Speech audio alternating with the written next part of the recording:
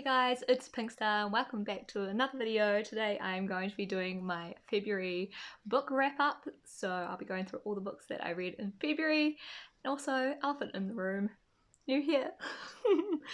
I got my fringe cut, so yeah, I haven't had a fringe since I was like a kid, like probably 14 was probably the last time that I had a fringe, so yeah, something a little bit different. Still not sure how I feel about it, but hey, it is what it is.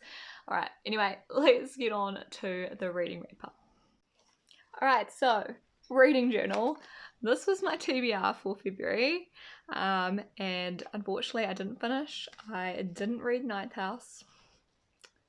Unfortunately I didn't get to it, so we've moved that one through to March, so I will be reading it in March. But yes, it was actually a pretty good month, so I will be going through all the books and letting you know my thoughts. Book of the month was Some Crows. Unfortunately there wasn't any 5-star reads this month, but overall in general compared to January, the books were a lot better quality. Yeah, definitely more on the higher scale, 3s and 4s. Wasn't anything below a 3, so I think 3.5 was the lowest. So yeah, it was a really good month. Alright, so the first book was The Last Minute by Nissa Harlow, and I gave this one a 3.5-star rating. It was pretty good. If you've read Gail Forman's I Was Here, it's very that sort of feeling, I feel. The main girl can see ghosts, but it's only like specific ghosts that she can see and his past lives. So it's a bit odd, but her sister died, and then there's a guy at her school whose brother died, and yeah, and those two they come together and they end up like, I don't really want to spoil it, but anyway, they work together to work out what's going on and why she can see this ghost, and yeah, it's actually really good. Quite enjoyed it, and this was one that I read for Book Sirens, so yeah, I would recommend checking it out if that's kind of something you're into. It's not really my main type of genre that I would read. It was very contemporary, and I would prefer something more on the whimsical fantasy side. So yeah, but it was really good. Alright, so the second book I read was Neon Gods by Katie Robert, and this one, yeah, it was really good. I really enjoyed the retelling of like Greek mythology and the gods and how they are in like a modern society, where the gods' names themselves, so like Persephone, Hades, Zeus, all of them are all like new. So like Zeus is a role, Hades is a role, it's not actually who they are, and so people just fit into the role, so that when one dies, another one comes up and replaces them, kind of like a hierarchy in, or like a political party sort of thing. Yeah, it was really interesting, so I really enjoyed that side of the story, and also this was very steamy, like extremely steamy. Some of it I was like, ooh. If I could explain it, it's kind of like 50 Shades of Grey, but better written and crossed with Greek mythology. That's this book. But I really loved Hades as a character. He's probably one of my favourite characters. I really like the whole morally grey. He's portrayed as this bad guy, but is he actually a bad guy? He really cares about his people and things. And then Zeus, who's supposed to be like the really good guy, is actually not such a good guy. And I really liked that twist on things. So yeah, I really enjoyed this book, and I will be reading the next one at some stage. Not sure when I'll get to it, but yeah, definitely want to read the next one. Alright, next up was my book of the month, Six of Crows by Leigh Bardugo. This was so good. it was close to a 5-star rating. I gave this a 4.5. So I didn't have any 5-star ratings this month, but this was my highest rated book. And I have a feeling that the second book in this duology will probably end up being a 5-star if it's anything like this.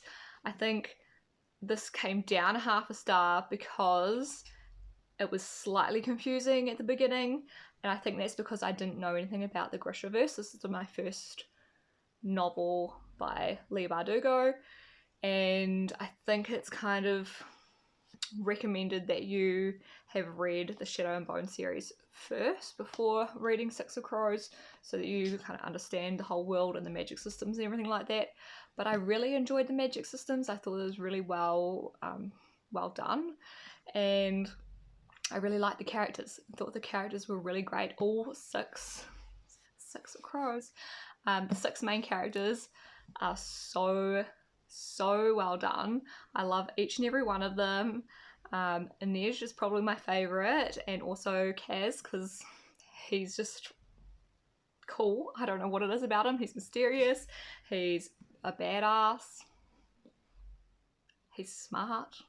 So yeah, I really enjoyed this, and I also liked the whole heist aspect, and pretty much right from the get-go it was, you know, there was heaps of action. So yeah, no, I really enjoyed it, and yeah, really looking forward to the next one in the series. And yeah, I have a feeling it's probably going to be a 5-star. We will see when we get to it. Alright, the 4th book I read was Circus Infinite by Kang Wong.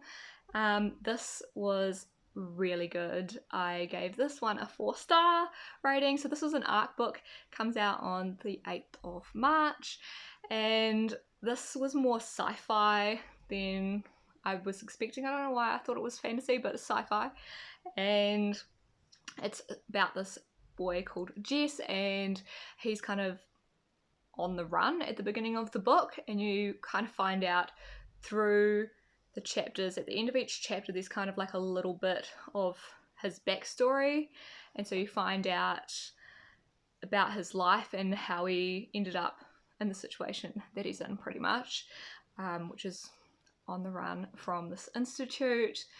And you find out he's had like a pretty shitty past, about his parents, and friends that he had in the past were not so great, but he ends up on this planet, well, as moon of Persephone 9, and he there joins a circus, and that's pretty much what the whole premise is and what happens there from there on.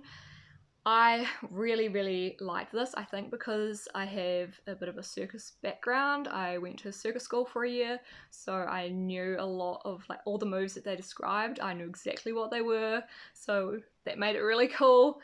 And I just really enjoyed all the different characters, and I thought the different species were really well fleshed out and believable, because it's supposedly set, I think, 1,000 years after humans destroyed their planet. So aka us now. Apparently the planet got destroyed by the old humans, and now there's like 2 different types of humans in this like 1,000 years in the future, and there's all these other different alien species as well, and they all have like their own beliefs and religions and things like that, and how they all interact, and there's like cross species, and like we have racism, they have like speciesism, and a lot of these like harder subjects were touched upon, and there's a lot of talk with like sexuality and like the LGBTQ plus. There's a lot of representation in this book. The main character is actually asexual, so how he forms a relationship is really interesting, and yeah, how it all goes about that. So I really enjoyed this book, and I would recommend picking it up when it releases. So it's releasing in like a couple of days from me making this video, so if you do see it, I would definitely recommend reading this one.